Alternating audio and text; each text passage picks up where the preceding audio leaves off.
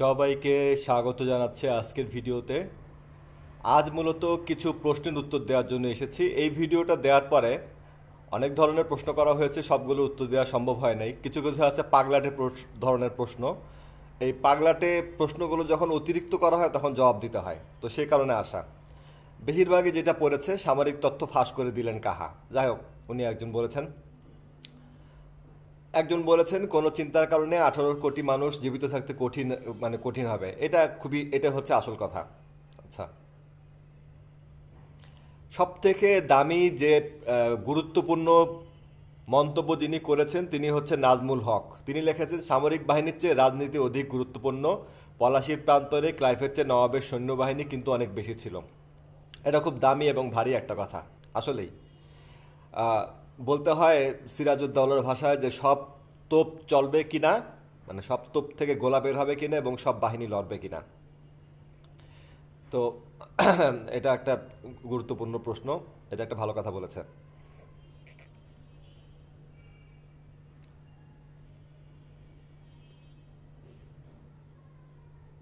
আচ্ছা, আরেকজন লিখেছে এরকম এরকম মানে মন্তব্যের সংখ্যা বেশি। যেমন একজন বলেছে সামরিক তথ্য ফাঁস করে দিলেন। আচ্ছা, আরেকজন বলেছে যতগুলো ঘাঁটি দেখালেন ভৌগোলিকভাবে আমাদের দেশের জন্য খুব গুরুত্বপূর্ণ, তবে আপনি ভিডিওটিতে সকল ঘাঁটিগুলো উন্মুক্তভাবে প্রকাশ করে দিয়েছেন। এতে করে এই সামরিক ঘাঁটিগুলোর অবস্থান শত্রুপক্ষ খুব সহজে চিহ্নিত করতে পারবে, তো আক্রমণ করতে পারবে। তাই আমি চাইছি আপনি এগুলো শীঘ্রই সংশোধন করুন যাতে শত্রুপক্ষ কোনো নজরদারি না চালাতে পারে। এখানে ডিসলাইক দিয়েছি। এটার কারণটা হচ্ছে, বলেছে গাধা হলে যা হয়। আরেকজন ব্যক্তি ভালো কথা বলেছে যে ভারত গত 16 বছরে সেনাবাহিনীর রান্নাঘর পর্যন্ত জানে। এখন আরেকটা ভিডিও আমি দিয়েছিলাম, সেই ভিডিওটা আমি দেখাচ্ছি আপনাদেরকে।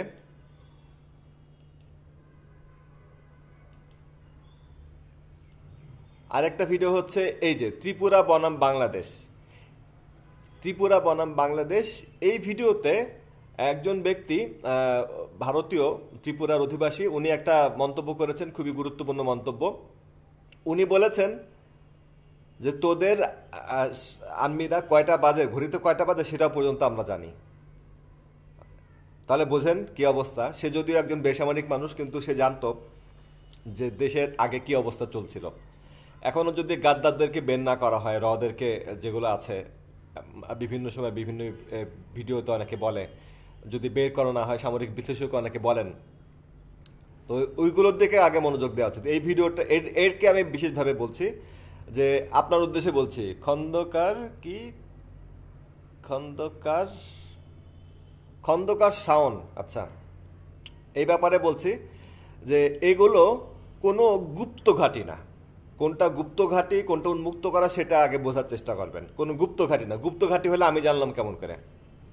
আমি কি এমআইতে আছে, নাকি আমি সেনাপ্রধান যে আমি এগুলো জানবো? এগুলো হচ্ছে গাধার মতো কথা। যে এই যে কথাটা বলেছে গাধার মতো কথা, এগুলো কোনো গুপ্ত ঘাঁটি না।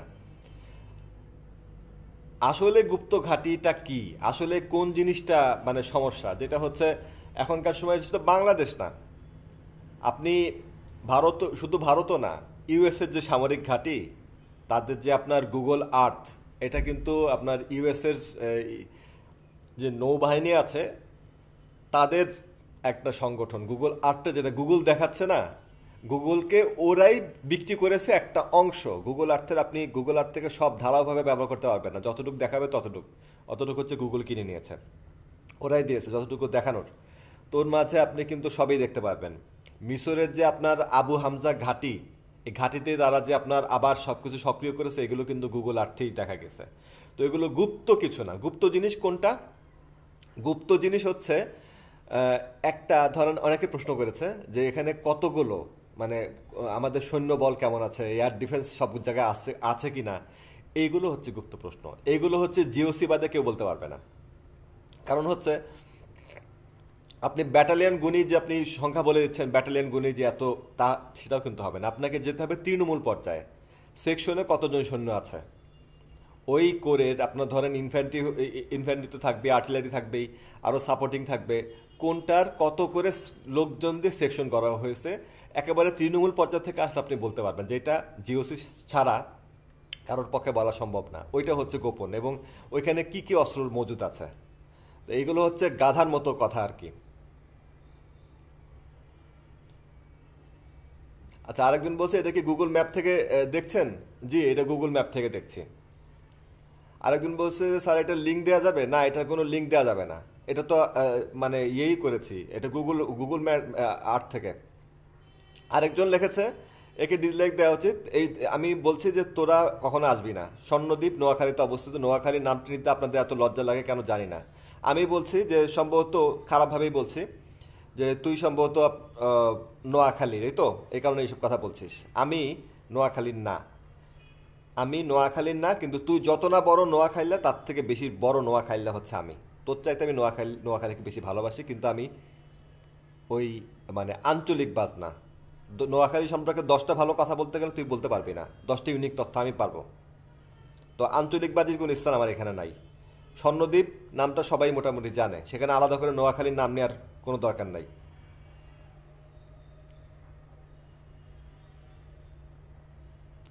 আচ্ছা, আরেকজন লিখেছে ও যে মানে ডিজুস ভাষা যেটা, সেটাতে বলেছে যে না, যে ফার্সি টোনে যেটা বলে আর কি ঢং করে, যে এখানে সামরিক বিশেষজ্ঞ একজন বলছে যে এখানে আসলে ফেনীতে বানানো তারপরও দরকার। ওইগুলো হচ্ছে মানে নিজের খেয়াল খুশি মতো কথা।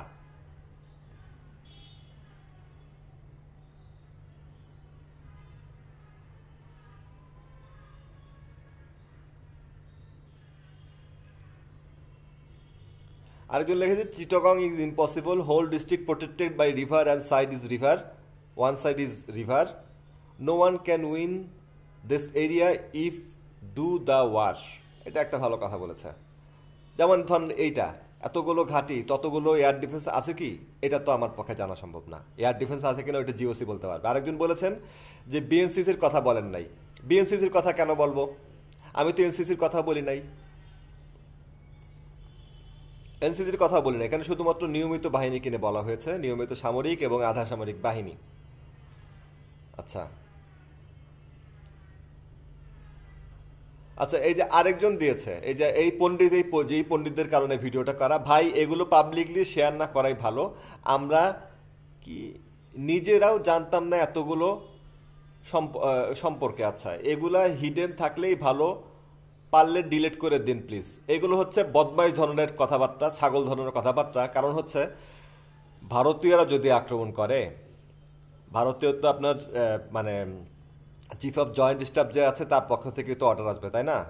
তো সে এই ইউটিউবে এই ভিডিও খুলে এখান থেকে সে আক্রমণ করবে না। শত্রু বাহিনীকে, শত্রুপক্ষকে এত দুর্বল বোকা ভাবার কোনো কারণ নাই। ভারতের পর্যাপ্ত পরিমাণে স্যাটেলাইট আছে, সেগুলো তারা ব্যবহার করবে। বাংলাদেশে রয়্যাল এজেন্ট আছে পোকামাকড়ের মতো সংখ্যায় বেশি। তাদের কাছ থেকে পাওয়া তথ্য তারা কাজে লাগাবে। মানে তথ্য কাজে লাগাবে কোন ক্ষেত্রে? সামরিক ঘাঁটির জন্য না, গুপ্ত ঘাঁটি কোথায় কি আছে সেগুলোর জন্য বাংলাদেশে পোকামাকড়ের মতো রয়্যাল এজেন্ট আছে, তাদের কাছ থেকে তথ্য নেবে। আর কোথায় কোন সেনানিবাস, কোথায় কোন ঘাঁটি আছে, এইগুলা এই ভিডিও দেখার কোনো প্রয়োজন পড়বে না। এইগুলি ইউটিউবে বলেন, আপনার পত্রিকায় বলেন, সব জায়গাতে দেখতে পাবেন যে কোথায় কোন ইউনিট কবে উদ্বোধন করা হচ্ছে। সেগুলো ওয়ার্ল্ড ওয়াইডলি সব জায়গায় দেখানো হচ্ছে, সারা বিশ্বে করা হচ্ছে। এটা বাংলাদেশ সামরিক বাহিনীর কোনো বোকামি না, সবাই এটা দেখতে পাচ্ছে। তো এইটা কোনো গুপ্ত কোনো বিষয় না যে ভারত এইটা দেখে আক্রমণ করবে। এই ধরনের বড় লোকদেরকে বলছি যে রাস্তা মাপেন।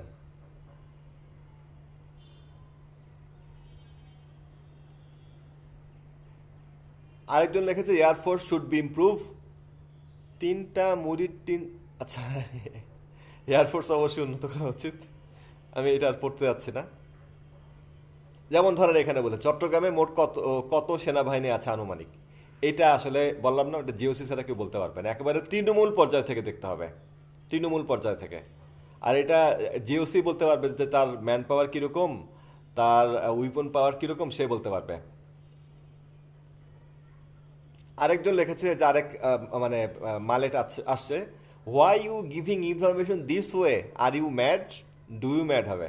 ঠিক আছে গরু, কারণ এইগুলো একেবারে প্রকাশ্য তথ্য, শুধু এইখানে না, বাংলাদেশে না, আপনার ইউএসএ যে বিশ্বমোড়ল, তাদের যে আপনার যেগুলো হচ্ছে মানে পারমাণবিক অস্ত্র সমৃদ্ধ যে ঘাঁটিগুলো, ওইগুলো আপনার গুগল আর্থে দেখায়। তাই বলে ওখানে গুগল আর্থ দেখে কেউ আক্রমণ করে না। আক্রমণ করতে গেলে প্রত্যেকটা বাহিনীর, প্রত্যেকটা দেশের, ভারতের মতো বড় দেশের ওদের যথেষ্ট উপগ্রহ আছে।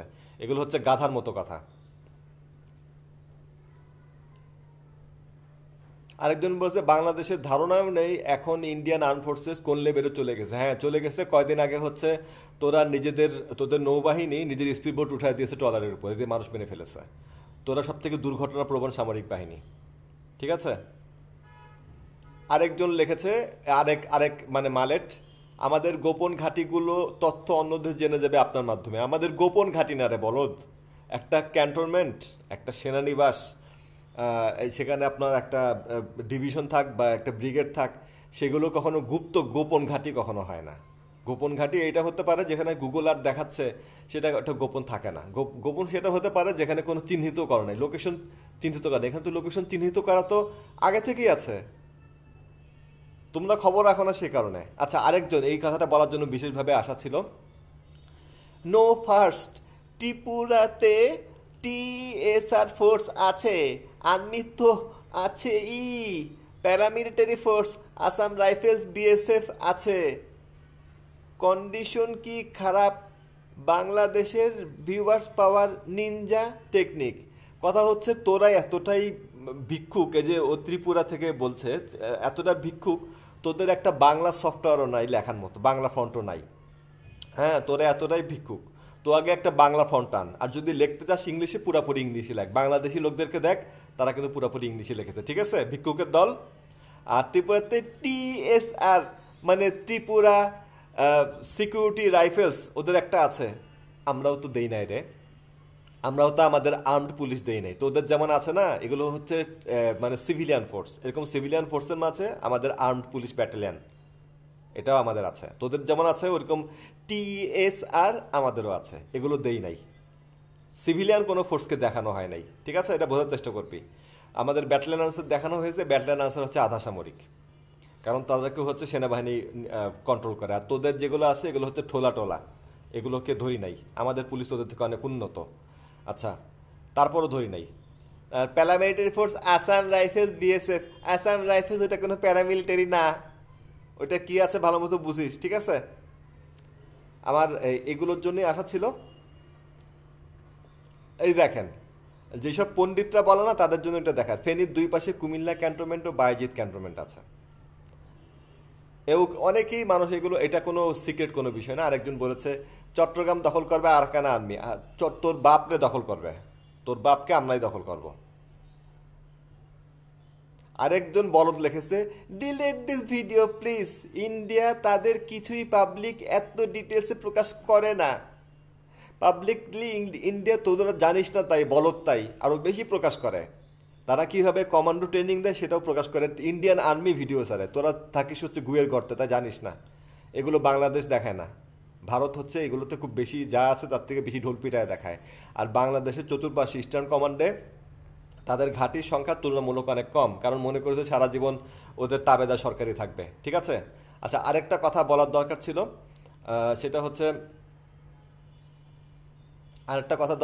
সেটা হচ্ছে একজন বলেছে কুমিল্লা, এই যে কুমিল্লা সেনানিবাস বাদ পড়েছে, কি শ্রাবণ রায়, কুমিল্লা সেনানিবাস বাদ পড়েছে, কুমিল্লার কথা আসছে কেন? আমি তো এখানে বৃহত্তর চট্টগ্রাম দিয়েছি। এটা আপনার অ্যাডভান্স লেভেলের ভিডিও, যারা একেবারে প্রাইমারি লেভেলে আছেন তাদের না আসাই ভালো। আজকে এই ছিল আমার ভিডিও, আশা করি সবাই দেখবেন।